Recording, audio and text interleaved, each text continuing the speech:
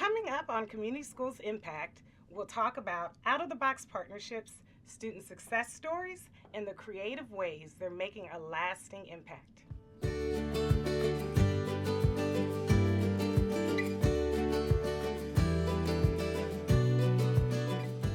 Hello, everyone, and welcome back to Community School Impact. I'm your host, Ada Carter, and today we've got a very special episode. For the first time, we're featuring a high school on the show.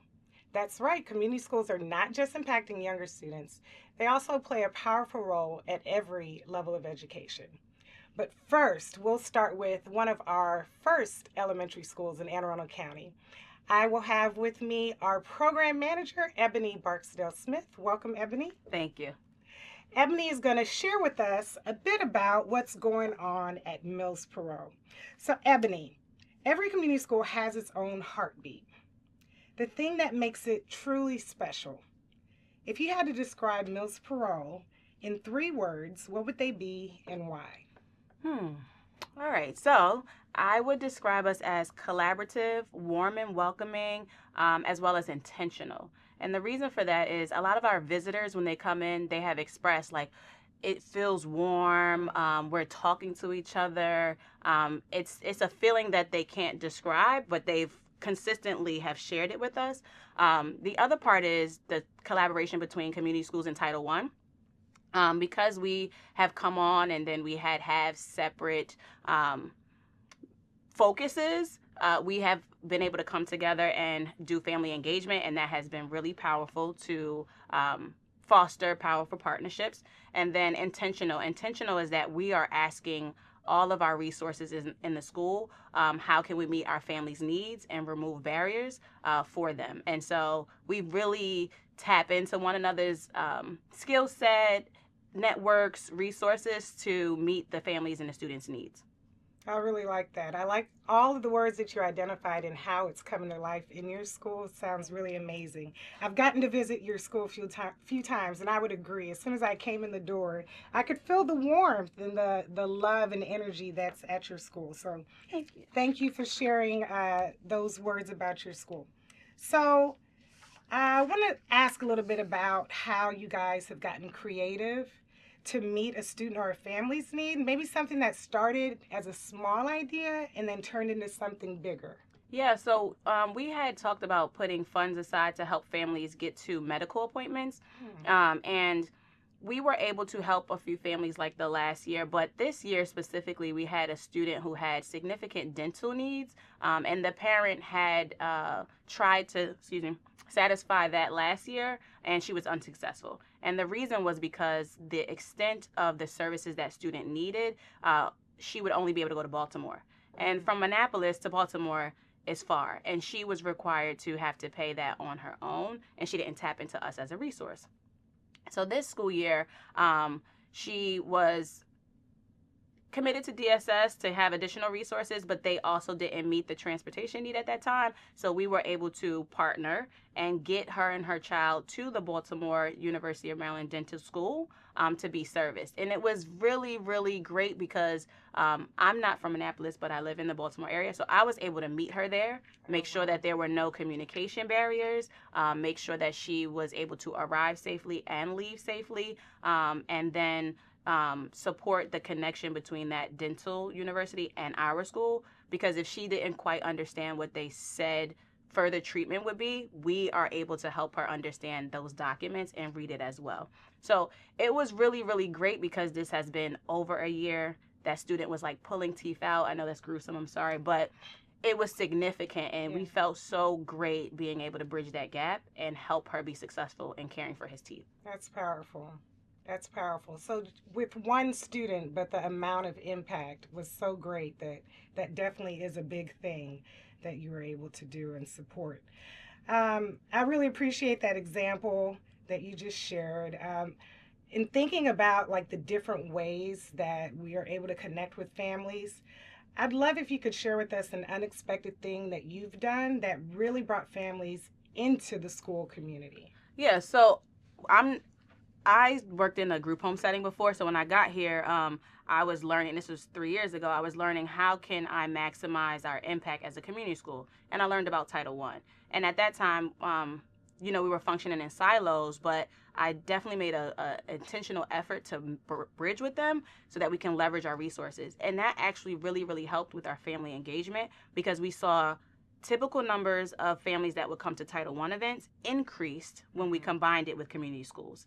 And so to be able to tag team through information, through giving resources and making it a whole event, as well as affording opportunities to access to nutrition and food, it really brought the crowd out. And we had like an 80% attendance for family engagement, whereas before Title I was like, well, we didn't get this many people out. And I'm like, let's keep doing this thing. Let's not stop. And we're thriving off of it. So I'm really excited. That sounds amazing. I mean, you highlight the importance of working as systems instead of in silos. And of course, the work is going to be that much better if you're working together.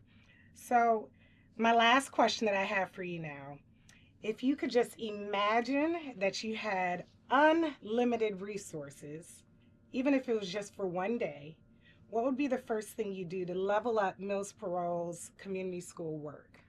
Yeah, so this was overwhelming to think of, because like having so much in one day, too much of anything is not good. But for this purpose, I think that I would have like a carnival, a Mills Parole carnival, and it would go throughout the day, where in the morning it would be a lot of play. We'd have some rides and a lot of games. Then midday we would do like a lunch and learn, and then in the afternoon they would get to interact with resources, and even case management access, if we could have that there. And then in the evening they would do a community meal, and takeaways or giveaways, like that. So that would be able to cover all our bases academically, emotionally, physically. And then, I think carnivals bring families out and they have a lot of fun. So a big family fun day with a lot of resources and supports that might be needed. That sounds like a good idea. Yeah, I was like, oh, that's really, we should put this into practice. Let's plan for that. Right. Well, look, so Ebony, I really appreciate you coming and sharing with us a bit about the work that's going on at Mills Parole. I want to invite you, though, before you go, to share any thanks or appreciation or shout outs to any of the partners that you've been working with at Mills Parole. Any names you want to lift up about being great partners in the work? Yes, I'm going to start with in-house Title I, Subaru Annapolis, Heritage Harbor Women's Group, Maryland Hall, and a Maritime Museum. There are Seeds for Success. And if I forgot anyone, please charge it to my mind and not my heart. But thank you, everyone, for supporting Mills Parole, and we look forward to that continuing in the future. Well, thank you so much, Ebony. Thank you to all the partners that she just named. Definitely to the staff at Mills Parole and Ms. Cox. We know that you guys are really sharing a wonderful partnership and doing wonderful work there. So thank you, Ebony, for being here with us today. Thank you for the invite. So up next, we will talk to Myra Glover from North County High School.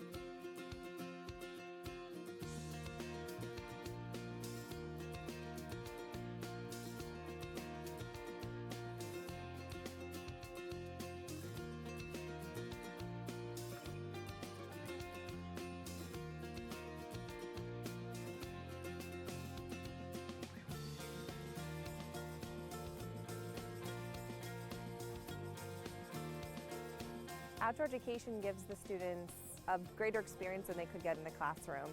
They're getting hands-on learning, they're making connections, but they're also getting to explore the world they don't normally see in a way that we can't get into the classroom. They actually get hands-on, everyday experience with the surrounding area, with what they're learning, which makes it easier to stick with them. I'm really glad they get to come out here. I think it's just a tremendous effort for them to be a part of the environment. They're getting their hands dirty, they're having fun, they're more engaged, and they're all smiles. They get a chance to not just learn and get an education for their head, but also apply it. They take it home with them, they definitely do. So it does give them a value and a lot of that character building to make a connection to their own lives. It's important for my children to know that they have to respect the outdoors and leave it as it is so that they can continue to have the things that they like. It's pretty important for them to know what they do and how that affects the area around us. We're really contributing to the Bay, and I really feel like sooner or later we're going to make a difference in nature.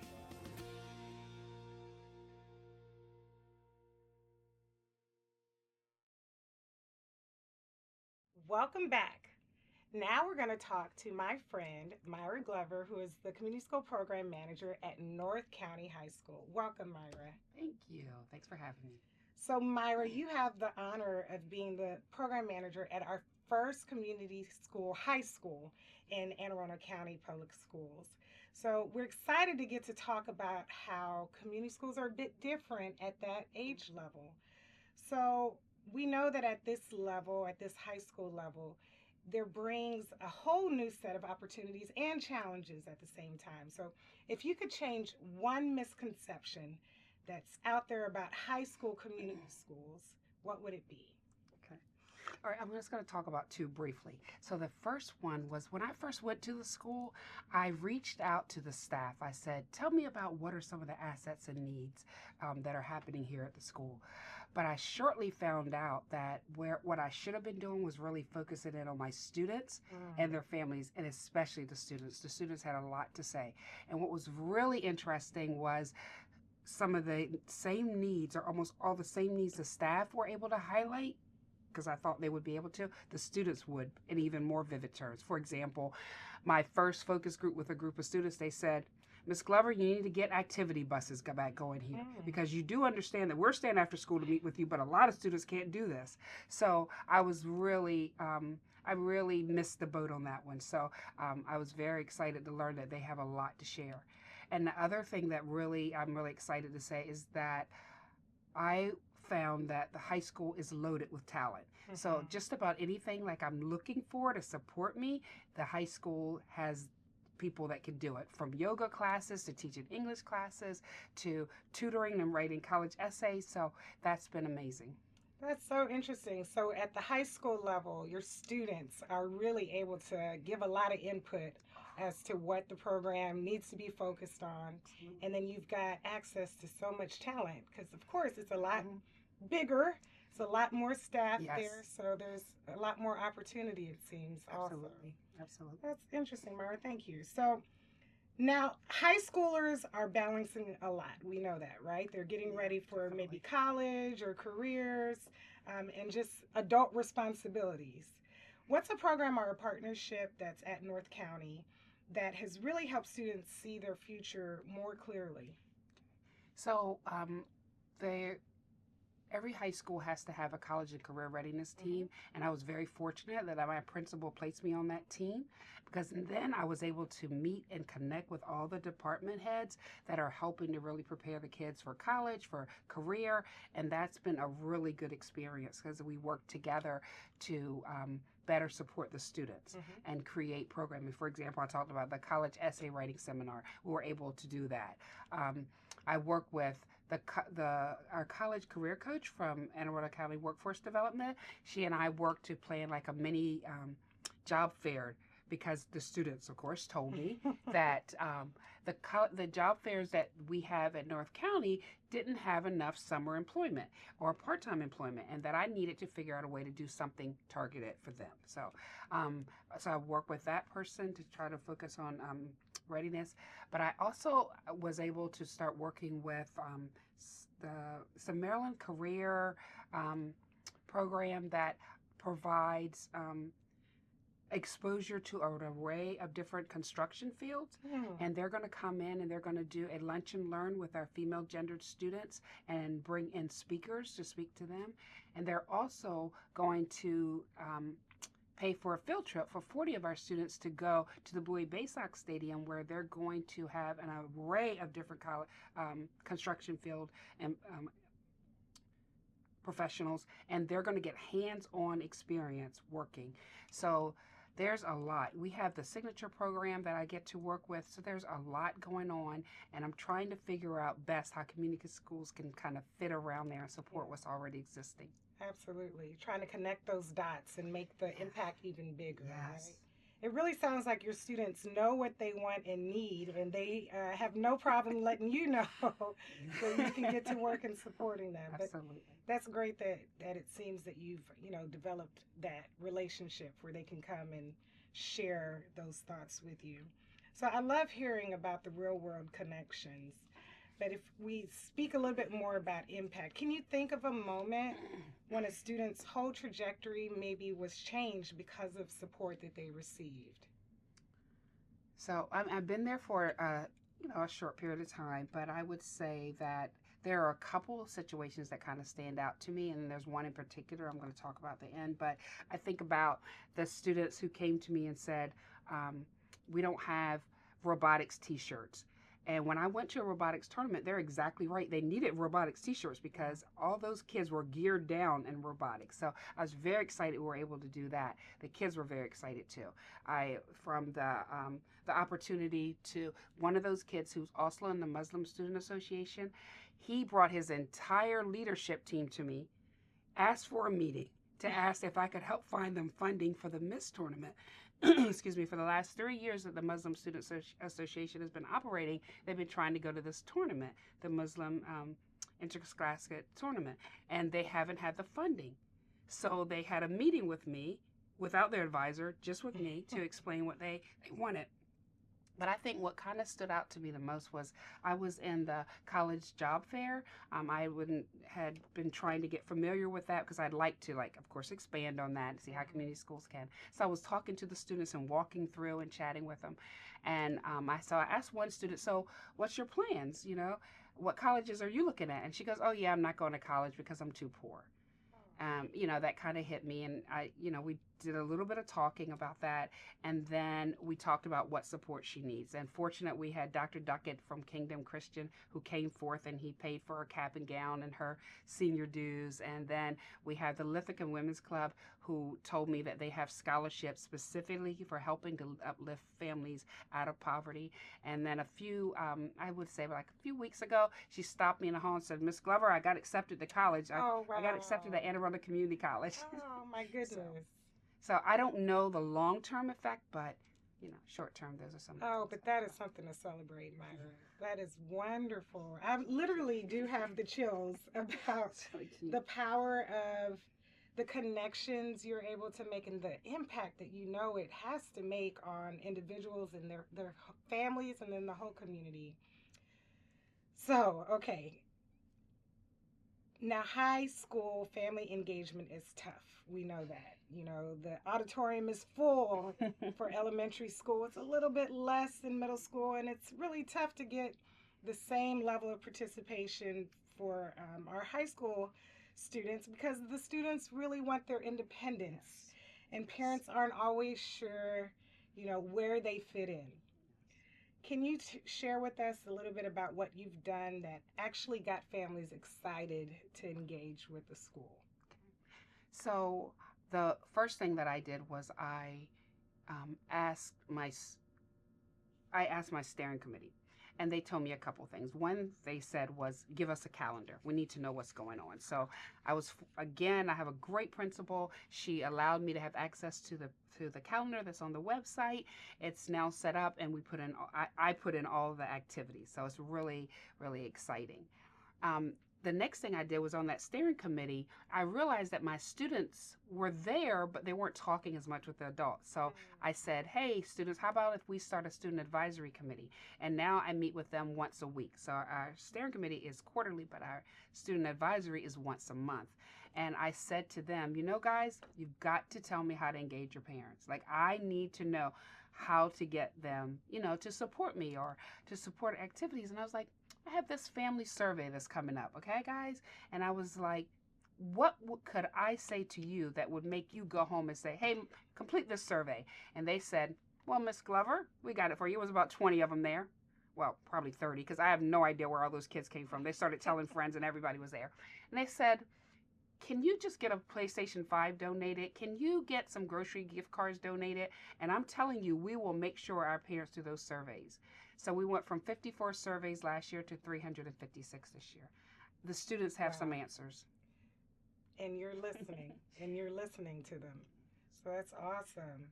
That's really a great idea. And I do know I can share with you all that North County actually had the most surveys completed out of all of our schools. We had a little internal contest, and North County did have the best response rate of all our schools. So last question for you, Ms. Glover. If you could just wave a magic wand and instantly make something big and bold happen for North County High School, what comes to mind? What do you think you would do? So that one kind of touches me when you said that, because what I would do is remove every single barrier there is to our babies being able to come in and focus and learn, because it hurts my heart when, you know, I have a student waiting in my office to talk to me and her electric's been turned off. Yeah. And she said, can you help my mom? You know, so I have a teacher who comes to me and says, this kid hasn't talked to me in a couple years. And I say, okay, well, what did he say? She said, he said, we don't have any food. You know, so it's hard to learn with these real life issues. So if I could wave a magic wand, I would have those situations were able to get taken care of with some resources and coordination. But I want to be able to take care of every last barrier. Yeah. Just wipe it away, and they can learn and move on with their future. Wouldn't that be wonderful if we could do that? Yes, that would be my thing. So we definitely are making efforts to remove as many barriers as we can, but to see the passion that you have to do this work is really inspiring. So Myra, I'm really glad you were able to be here with us today. Before we close, who do you want to recognize as partners in this work? Lift up any names, show some appreciation to anyone that's really instrumental in the work at North County High School. Okay. So, of course, I have to mention Sarah Thomas. She's an amazing principal. They asked us to do give some feedback on her work, and I said, wow, I really think highly of her. She's impressive. She's so supportive. Her entire administrative team, you know, they're wonderful to work with. When I need an administrator, Mr. Brown, can you work? Mr. Patel, can you work for me? They're great. Overall, the leadership, the AVID department chair, the STEM folks, they're always willing to talk to me and be available. I really appreciate that. And then, of course, I can't, forget that, the backbone to community schools and letting us to do what we need to do is our central office staff. I really appreciate you, Ms. Carter. I really do, in your leadership, and Krista taking care of the financial staff, and Ms. Genta and Ms. Karen, they answer all my questions and emails, and I send them constantly. And Leah and Ellen, they're great, so I really appreciate the support. Well, I wasn't fishing for a compliment for myself, but it's a joy working with you. And I know that North County is just getting started, so there are a lot of partnerships that will soon be developed. But right now, the close-knit staff that is around you, we definitely are enjoying supporting you guys in the work. So we have had some great conversation today. I'm so appreciative of Ebony from Mills Parole and Myra from North County joining us and sharing about the incredible work that's happening in your schools. Today, we really got to see how community schools go beyond academics. They build opportunities, they open doors, and truly transform lives. And to our viewers, This is why we do this work, because when schools, families, and communities come together, everyone wins. Join us next time on Community School Impact as we continue highlighting the incredible ways schools are changing the game. Until then, let's keep building stronger communities together. Thank you for watching.